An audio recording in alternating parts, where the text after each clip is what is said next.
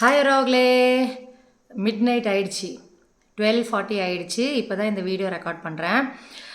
இந்த special video என்ன topic அப்படின்னா, நம்ம தமிழ்நாட்டில் மட்டும் இல்லை, ஹோல் இந்தியாவிலேயே ஒரு புருஷனையோ இல்லை ஒரு பாய் ஃப்ரெண்டையோ, ஒரு அதிபுத்திசாலி ஒரு பொண்ணு, ரொம்ப டேலண்டடான பொண்ணு, அவங்க கூட ரிலேஷன்ஷிப்பில் இருந்து அவங்க வந்து பிரிஞ்சு போகிறாங்கன்னா, பாய் ஃப்ரெண்ட் கேர்ள் ஃப்ரெண்டாக இருந்தாலும் சரி, புருஷன் முன்னாட்டியாக இருந்தாலும் சரி, இந்த பொண்ணு வந்து ஒரு ரீசன் சொல்லி நீ குடிக்கிற, நீ வந்து ரெஸ்பான்சிபிளாக இல்லை, அந்த மாதிரி சொல்லி பிரிஞ்சு போவாங்க.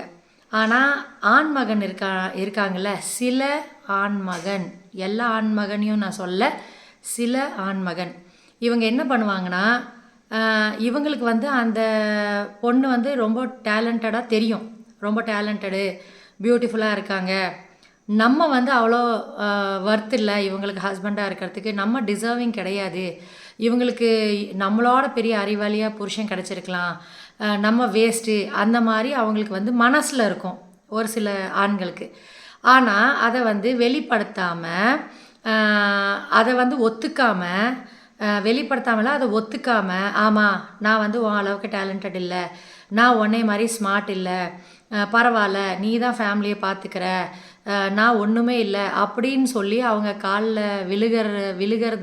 விழுகாமல் என்ன பண்ணுவானுங்கன்னா, கீழே விழுந்தாலும் மீசையில் மண் ஒட்டலைங்கிற மாதிரி அந்த கேர்ள் ஃப்ரெண்டையோ ஒய்ஃபையோ என்ன பண்ணுவானுங்கன்னா, இருக்கிற வரைக்கும் டாமினேட் பண்ணிகிட்டே இருப்பாங்க. அவங்களோட ஏதாச்சும் ஒரு ஃப்ளாஸை வச்சு டாமினேட் பண்ணிகிட்டே இருப்பானுங்க. கடைசியாக வந்து பிரிஞ்சு போயிட்டாங்க, இல்லைன்னா பிரிஞ்சு போகிற நிலமை வரும்போது ஒரே வார்த்தை, நீ ப்ராஸ்டியூட்டு, உன் கேரக்டர் சரியில்லை, உனக்கு 10 புருஷன், அந்த மாதிரி சொல்லி விலகுவாங்க. அந்த மாதிரி ஒரு கேரக்டரை பற்றி தான் நான் இங்கே பேச போகிறேன். ஃபஸ்ட்டு வந்து கலாட்டா சேனல். கலாட்டா சேனல் நீங்கள் வந்து என்ன மாதிரியான சேனல்னு எனக்கு புரியல. எத்தனையோ யூடியூப் சேனல்ஸ் இருக்குது, உங்களுக்கு நிறையா வந்து ஃபாலோவர்ஸும் இருக்காங்க கலாட்டா சேனலுக்கு. நீங்கள் வந்து முதல்ல ப்ராஸ்டியூஷன் செஞ்சுட்டு இன்னொருத்தன் புருஷனை ஆட்டையை போட்டு வச்சுருக்கிற மாதிரி ஒரு கேரக்டரை கூப்பிட்டு, அவளும் வெக்கம் இல்லாமல் வந்து 8 பாட்டில் வெஜைனாவில் போச்சு, 10 பாட்டில் போச்சு, என்னை அப்படி அப்யூஸ் பண்ணியிருக்காங்க, அப்படி செக்ஷுவல் அப்யூஸ் பண்ணியிருக்காங்க அப்படின்னு சொல்லி பேசுகிறா. அதை உங்களுக்கு வந்து கட் பண்ணி போட தெரியாதா? மற்ற என்ன பேசுனாலும் எடுத்து போடுறீங்க. இம்மாரலாக லைஃப் வாழ்கிறவங்கள தான் பிடிச்சி நீங்கள் வந்து வீடியோவாக ஜாஸ்தியாக எடுத்து இன்டர்வியூ மாதிரி எடுத்து போடுறீங்க. சரி, உங்களோட டிஆர்பி இன்க்ரீஸ் பண்ணுறதுக்கு வேண்டி பண்ணுறீங்க, உங்களுக்கு வியூவர்ஸ் நிறையா வேணும்னு பண்ணுறீங்க, ஓகே. அதில் வந்து எது இம்மாரல், எந்த போர்ஷன் வந்து இம்மாரலாக பேசியிருக்காங்களோ இன்டர்வியூ எடுக்கும்போது அதை வந்து நீங்கள் ட்ரிம் பண்ணி நீங்கள் எடிட் பண்ணி போட முடியாதா? நான் வந்து ஓப்பனாக சொல்கிறேன், சூர்யா வந்து ஏன் வெஜைனால் 8 பாட்டில் போச்சா 10 பாட்டில் போச்சா, எத்தனையோ பாட்டில் வந்து கவுண்ட் சொன்னல, நீங்கள் வந்து இன்டைரக்டாக நிர்பயாவை அசிங்கப்படுத்துகிறீங்களா? நிர்பயாவுக்கு ஒரு பாட்டில் விட்டதுக்கு அங்கே லிவர் வரைக்கும் கிழிஞ்சு போய் அந்த பொண்ணு கடைசியில் ஒரு டம்ளர் தண்ணி கூட குடிக்க முடியாமல் அவங்க அம்மாவோட இன்டர்வியூ இருக்கும், அதை டிரான்ஸ்லேட் பண்ணி பார்க்க முடிஞ்சிச்சுன்னா தயவுசெய்து அதை போய் பாருங்கள். நிர்பயா இறந்தது எப்படி, இந்த பொம்பளை வந்து பாட்டில் வச்சு அந்த இதையும் அவங்களோட லைஃப்பையும் மேட்ச் பண்ணி பேசுகிறா. உங்களுக்கு வந்து அந்த போர்ஷனை கட் பண்ண முடியாதா? ஒருத்தர் வந்து தான் வந்து கிரேட்டு, நான் பெரிய அப்பாவி, அந்த மாதிரி வந்து பொய்யா காமிக்கிறாங்கன்னா உங்களுக்கு அதை கட் பண்ணி எடிட் பண்ணி போட தெரியாதா? எதுக்கு வந்து மக்கள் முன்னாடி ஃபேக்டாக இல்லாத விஷயத்த, அன்ட்ரூவாக இருக்கிறது, அந்த மாதிரி விஷயத்த நீங்கள் எதுக்கு வந்து இவ்வளோ பெரிய ஒரு சோஷியல் பிளாட்ஃபார்மில் எதுக்கு நீங்கள் வந்து மக்கள் முன்னாடி அதை ரிவீல் பண்ணுறீங்க? அதை உங்களுக்கு கட் பண்ண முடியாதா? எத்தனையோ வந்து பிரச்சனை ஓடிட்டு இருக்குது, எத்தனை ஃபேமிலி வந்து இப்போ ஜம்முவில் ஸ்ரீநகரில் அந்த பெஹல்காம் அட்டாக்கில் இறந்தாங்க, அவங்க ஃபேமிலிட்டெல்லாம் நீங்கள் போய் இன்டர்வியூ எடுக்க முடியாதா? அதுவும் ஹாட் டாபிக் தானே. பிளெயின் கிராஷில் இத்தனை பேர் இறந்தாங்கல்ல, அவங்க வீடுங்களுக்கெல்லாம் போய் அவங்களுக்கு ஆறுதல் சொல்ல முடியாதா? அவங்களுக்கு அவங்களோட மனசு எப்படி இருக்குன்ட்டு அவங்கள்ட்ட இன்டர்வியூ எடுக்க முடியாதா? எத்தனையோ பேர் இருக்கிறாங்க வாழ்க்கையில் நிஜமாக கஷ்டப்பட்டுட்டு இருக்கிறவங்க, கஷ்டப்பட்டு மேலே வந்திருக்காங்க, அவங்களதெல்லாம் நீங்கள் இன்டர்வியூ எடுக்க மாட்டிங்களா கலாட்டா சேனல்? இப்போ என்ன டாபிக் பேச போகிறேன்னா, அஷ்மிதா விஷ்ணு வந்து எனக்கு தெரிஞ்சு ஒரு 2-3 இடத்துல அவர் இன்டர்வியூ கொடுத்துருக்காரு. நான் 3 நாளாக அதை பார்த்துட்டு தான் வந்து பேசுகிறேன். அவர் வந்து பச்சையாக அப்படியே உடச்சுட்ருக்காரு, ஏன் பொண்டாட்டி ஃபில்ம்ஸில் ஃபில்ம்ஸில் வந்து ஆக்ட் பண்ணியிருக்கா. அதில் வந்து அவள் கிட்டத்தட்ட ப்ராஸ்டியூஷன் மாதிரி தான் போய் அட்ஜஸ்ட்மெண்ட் பண்ணி தான் அவள் வந்து அவளுக்கு சில சினிமா ஆக்டிங்க்குன்னு சான்ஸ் கிடச்சிச்சு, சில ரோல்ஸ் கிடச்சிச்சு. நான் அதெல்லாம் வேணான்னு சொல்லி நான் வந்து கூப்பிட்டு வந்து பத்தினியாக வாழ வச்சிட்ருக்கேன் அப்படின்னு விஷ்ணு வந்து பேசுகிறாரு. சரி, அது அவங்க ஒய்ஃபோட பாஸ்ட் தான். ஆனால் இவ்வளோ வருஷம் கழித்து இப்போ அவங்க செப்பரேஷனில் இருக்கும்போது அவர் எதுக்கு இதை பாஸ்ட் லைஃப்பை வந்து ரிவீல் பண்ணோம்? சரி, அவங்க ஒய்ஃப் ப்ராஸ்டியூட் தானே, அப்போது நல்ல பொண்ணாக பார்த்து கல்யாணம் பண்ணியிருக்க வேண்டியதானே. 2 மாதம் அவங்கள வந்து கன்சீவ் ஆக்கிட்டு அதுக்கப்புறம் நீங்கள் வந்து குழந்தைக்கு வேண்டி தான் நான் கல்யாணமே பண்ணேன் அப்படின்னு சொல்கிறீங்கன்னா அவங்க ப்ராஸ்டியூட்னால் நீங்கள் யார்? ஒரு கன்னி பெண்ணோ கன்னி கழித்த பெண்ணோ, ஆனால் நீங்களும் வந்து அவங்கள ப்ரெக்னென்ட் ஆக்கியிருக்கீங்க. 2 months ப்ரெக்னென்ட் பேபி தானே, அப்போ தானே கல்யாணம் பண்ணியிருக்கீங்க. நீங்களே வெக்கம் இல்லாமல் ஒத்துக்கிறீங்கள. அப்போது அவங்கள ப்ராஸ்டியூட்னா நீங்கள் மேல் ப்ராஸ்டியூட்டா? உங்களுக்கு என்ன வைக்க? மேன் ப்ராஸ்டியூட்டா மேல் ப்ராஸ்டியூட்டா? உங்களுக்கு என்ன பேர் வைக்க? என்ன விஷ்ணுஜி இப்படி பேசுகிறீங்க? நீங்கள் வந்து ஆம்பளைன்னு கூட உங்களை லிஸ்ட்டில் வச்சுக்காதீங்க. நீங்கள் வந்து மனுஷ ஜாதியில் கூட நீங்கள் சேர்த்துக்க மாட்டீங்க. நீங்கள் வந்து ஹியூமன் பீயிங் கிடையாது, நீங்கள் இன்ஹியூமன். நீங்கள்லாம் பீஸ்ட் கேட்டகரியில் தான் வருவீங்க. சரியா? உங்கள் ஒய்ஃபு 3வது குழந்த பெற்று இப்போ தான் 1 வாரம் 10 நாள் ஆயிருக்கு. நல்லது பண்ணலைனாலும் பரவாயில்ல, ஏதோ செப்பரேட் ஆகிட்டீங்க.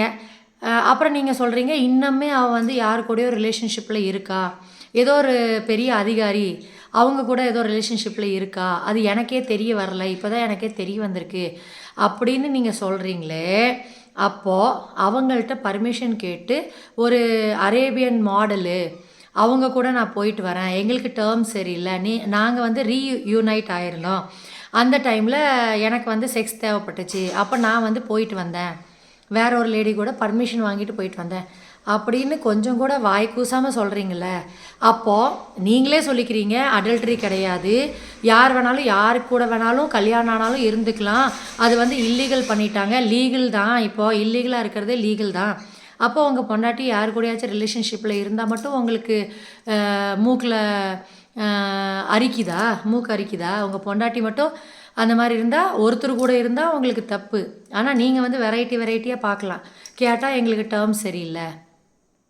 எனக்கு தான் தெரியும் என் பொண்டாட்டியை பற்றி.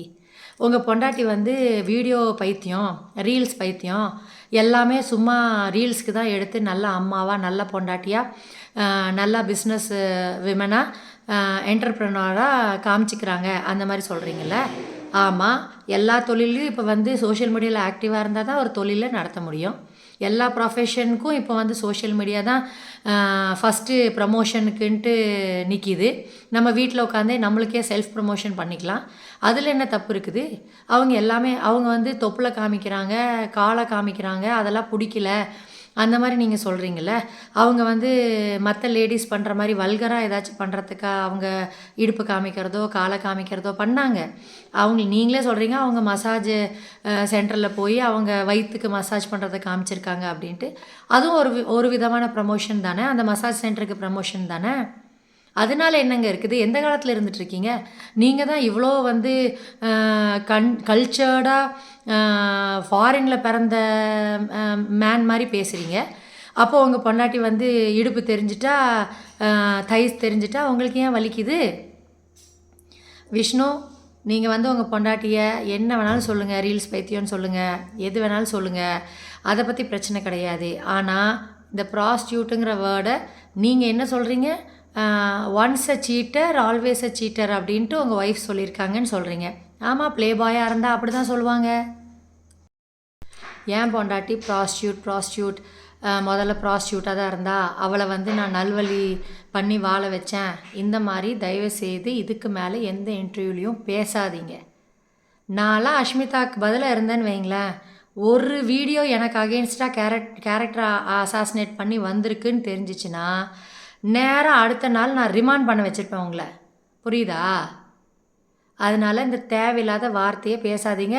அவங்க வந்து ப்ராஸ்டியூட்னு நீங்கள் சொல்கிறீங்கன்னா நீங்கள் வந்து மேல் ப்ராஸ்டியூட், அதை நீங்கள் மைண்டில் வச்சுக்கோங்க. நீங்கள் ஒன்றும் உத்தமம் கிடையாது. நீங்கள் வந்து ஒருத்திக்கு வேண்டிய வாழல, ஒருத்தி கூடயே படுத்து எந்திரிக்கல. அதனால உங்களுக்கு எந்த ரைட்ஸும் கிடையாது. உங்கள் பொண்டாட்டி வந்து கோவத்தில் நீங்கள் ப்ளே பாயாக இருந்திருக்கீங்க. ஒரு 4-5 பேர் அவங்களுக்கு ஃபோன் பண்ணி இன்ஃபார்ம் பண்ணியிருக்காங்க. அந்த கோவத்தில் கூட பண்ணியிருக்கலாம். அதை வந்து நீங்கள் உங்களுக்கும் உங்கள் ஒய்ஃபுக்கு நடுவில் அதை சார்ட் அவுட் பண்ணணும். அதை விட்டுட்டு சோஷியல் பிளாட்ஃபார்மில் வந்து தேவையில்லாமல் ப்ராஸ்டியூட்டு நிறையா பேர் நடிக்கிறதுக்கு போனாங்கன்னா அட்ஜஸ்ட்மெண்ட்டில் தான் போகிறாங்க. அந்த மாதிரி நீங்கள் வந்து கதை விட்டுட்டு இருக்காதீங்க.